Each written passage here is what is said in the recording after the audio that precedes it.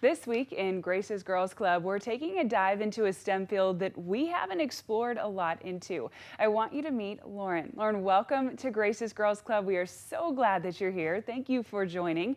Go ahead and introduce yourself. Tell us your title and where you work. Yeah, thanks for having me. It's so good to be here.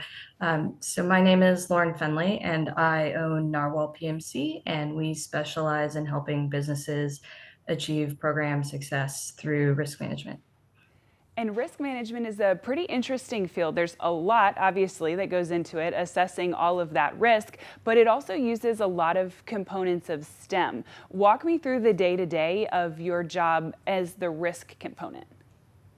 Sure. So from a risk perspective, it's this process where you start by planning for how you're going to manage risk on your project or program, and then you would identify your risks, and then analyze them and make a plan for how you're going to respond to that if the risk happens. And then you would implement that plan if the risk was ever realized. So it's a lot of planning up front, so that you can deal with those risks long term if they ever materialize. Right, and then just go ahead and execute. So, what is the day to day of being a CEO like? Obviously, a lot on your plate. Walk me through the specifics of that. Sure. So as a CEO, you wear a lot of different hats, and that can be a little bit challenging because you have to manage your daily operations, but you also have to be projecting out into the future, conducting business development, and making sure that you have things coming up in your pipeline. So, of the letters in STEM, science, technology, engineering, and math, which would you say you use most? I would say the engineering and the math portion. So risk is a lot about understanding the engineering and where your risks are coming from. But you also have to do a little bit of math to be able to communicate what the probability is of a risk occurring or what the impact is going to be. So there's a little bit of math there, because you want to be as objective as you can. Right. And I would imagine, based on that engineering foundation, for each specific project you work on, you probably identify several forms of risk that could happen in this part of the process or with this particular element, and probably have to weigh out which one of those you really want to prepare the most for. Mhm. So let's say I'm watching at home and I think, all right, this is pretty cool. This is something I could do. Walk me through educationally how you got to where you are today, but then also what academic advice you might have for someone looking to follow in your footsteps. Sure. So my path has been a little bit unconventional. I graduated from West Point in 2011 and spent 8 years as an Army engineer officer with a couple deployments to Afghanistan. I got out and then spent about 6 years in the defense sector as a program and project manager and a project engineer. Um, so I've done some of that, and I entered the risk space, within specific to program and project management a little bit more recently after that. So I have a master's in engineering management, and then I have a project management professional certification and a risk management professional certification as well. About 5.5 years in school to kind of get to this point.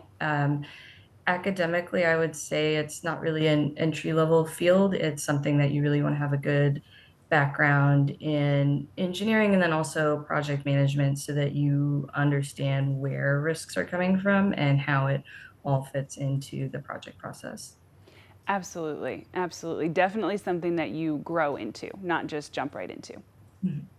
So, walk me through who might be a good candidate for your field. And what I mean by that, if I was describing broadcast meteorology, I would say someone that can function really well under difficult time constraints for being on TV and having to do things on time, someone with a protector instinct in severe weather, someone who can take pretty big scientific concepts but make them understandable to everybody. What might be the characteristics of someone who would excel in your field? So I would say if you really like problem solving and challenges, it's a good field for you, because that's really what I'm helping people do, helping them think about what the problems might be coming up on their projects, and then quantifying that, and then figuring out ways to solve that. So if you like to do that, and you like to break break things down into manageable chunks, then it's a good space. So walk me through, what was it that made you choose this field? Obviously, you have a very impressive resume, but what was it that was so attractive that got you to this point today?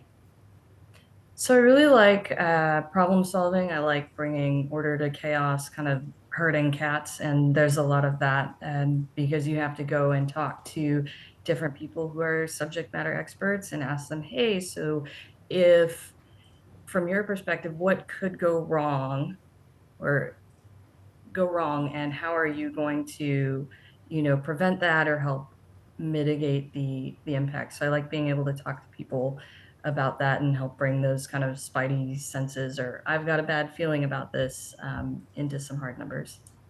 I remember you saying that when we spoke once before. You said people don't just get a gut feeling. There's a phrasing, trust your gut, for a reason. My job is to identify how right is your gut, and then how can we prepare for that. Mhm. Very, very cool. So, what is the best part about being CEO of Narwhal? So I really like being able to kind of chart the course of the business and to make it into what I want. I mean, part of the reason why we named it Narwhal PMC was because the narwhal is the unicorn of the sea, so it brings magic wherever it goes, and it's a really unique animal. So it's about being authentic and doing things in a way that makes sense, but you really accomplish the mission and make it awesome. That is so cool. So, if that's the best part, what is maybe one of the most challenging portions?